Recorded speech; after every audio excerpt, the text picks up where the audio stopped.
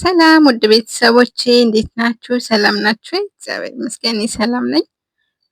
ዛሬ ይሄን ነገር ልጠጣ ነው ማለት ነው። እንደምታዩት በጣም ይዝለገለጋል። ለማየት ትንሽ እንትን ሊል ይችላልና ነገር ግን ለጨጓራ ህመም እንዲሁም ለጥሩ ቆዳ የሰውነት ቆዳ ለቆዳ ጥራት እና እንዲሁም ለፀጉር እድገት ለብዙ መድኃኒት ነው። ብዙ ፍቱን ነው።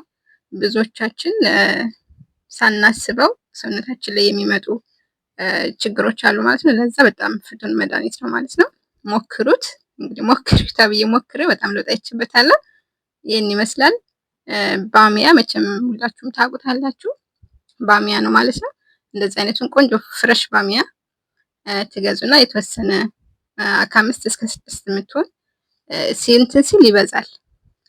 ስለዚህ በጣም ነው የሚወፍርባችሁ። እሱን በደንብ በቆንጆ ታጥቦና በእንደዚህ አይነት በሊሞን በፍረሹ ሎሚም መጠቀም ትችላላችሁ። ወይም ደግሞ እንደዚህ አይነቱ ሎሚ ካላችሁ በሱ እንደዚህ አድርጋችሁ በደንብ አጥርታችሁ ማጠብ አለባችሁ። ስለማይቀቀል እንደዚሁ ስለሆነ አቆይተን የምንጠጣው በደንብ ጠርቶ መታጠብ ያስፈልገዋል ማለት ነው። በቆንጆ አጥባችሁ እንደዚህ አድርጋችሁ ትከትፉታላችሁ። በጣም ቆንጆ በጣም ፍቱን መድኃኒት ነው። በተለይ ጨጓራ ህመም ላለባችሁ ማለት ነው። በጣም አሪፍ ነው። እንደዚህ ከከተፍን በኋላ ጃር እናዘጋጅና እንደዚህ አይነት ጃር ክዳን ያለው ማንኛውንም እቃ መጠቀም ትችላላችሁ ቤታችሁ ባለው። እኔ በዚች እቃ ነው የምጠቀመው። እዚህ ላይ እንደዚህ አድርገውና ከዛ ውሃ አደርግበታለሁ ማለት ነው። የሃይላንድ ውሃ ብዙ አላበዛም። በዚህ ትንሿን ሃይላንድ 2 ነው የምጠቀመው።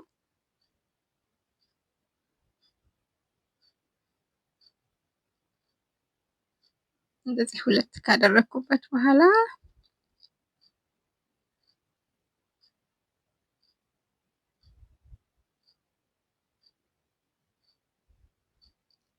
በዚህ መልኩ ውሃውን ከሞላሁት በኋላ እንደዚህ አድርጌ ከድኜ አስቀምጠዋለሁ ማለት ነው። ለአንድ አዳር ነው የማስቀምጠው። ከዛ ጠዋት በባዶ ሆዴ ነው የምጠጣው ማለት ነው። አጥልዬ እንደዚህ በቆንጆ አድርጌ እንደዚህ ቀላቅዬ ክድና አድርጌ ውጭም ላይ ማሳደር ትችላላችሁ፣ ፍሪጅ ማድረግ ትችላላችሁ። ከዛ እንደዚህ አድርጋችሁ ለአንድ አዳር ካደረ በኋላ ጠዋት በባዶ ሆዳችሁ ተጠጡታላችሁ ማለት ነው። በጣም አሪፍ ነው። ስትጠጡ ትንሽ ሊከብድ ይችላል ጣዕሙ። ምናልባት እንደዚህ ቅጠላ ቅጠል ብዙ እንትን የማትሉ ልጆች ትንሽ ሊከብድ ይችላል፣ ግን ቆንጆ ነው። ለኔ ኖርማል ነው። የሚያስጠላ ጣዕም የለውም፣ አሪፍ ነው። ስለዚህ ብትጠጡት ምንም እንትን አይልም። አሁን በጠዋት በነጋታው ይህን መስሏል ማለት ነው። አያችሁት? በጣም ወፍሯል። እንደገና በጣም የሚዝለቀለቅ ነገር ነው የሚሆነው። እርስ በርሱ ይያያዛል።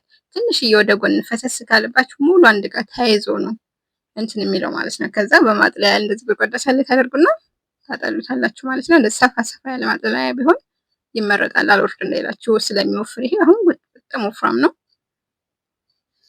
እንደዚህ በቆንጆ አድርጋችሁ ታጠሉታላችሁ። አያችሁት? እንደዚህ እንትን ይላል ማለት ወፍሯል። ከማጥለያው ላይ ራሱ ሊወርድልኝ አልቻለም። ከዚህ የጠበበ ማጥለያ ነበረ፣ ግን አላወርድ ስላለኝ ሰፋ ሰፋ ባለው ተጠቀምኩ። እንደዚህ እየወረደ እንትን እያለልኝ ነው።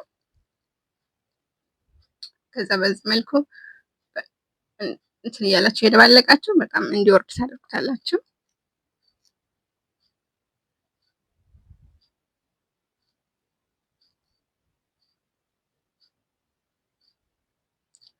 ሙሉ ለሙሉ ከተጠነፈፈላችሁ በኋላ እንደዚህ አድርጋችሁ ያው መጠጫ ብርጭቋችሁ ላይ አድርጋችሁ መጠጣት ትችላላችሁ። ማለት ስትጠጡ ጣዕሙ እንትን እንዲላችሁ ትንሽ ሎሚ እላው ላይ ጭመቁበት።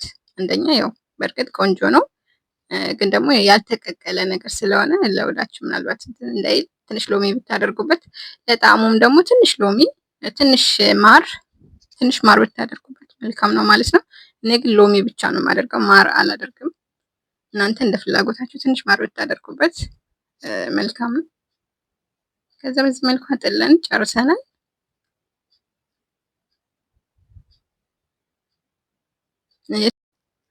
ሞክሩት፣ ይጠቅማችኋል። በተለይ እንደኔ ጨጓራ ህመም ላለባችሁ እንዲሁም ለሆድ ድርቀት ላለባችሁ በጣም ነው የሚያለሰልሰው። ተጠቀሙት። በጣም አሪፍ ነው። ሞክሩት፣ ትወዱታላችሁ።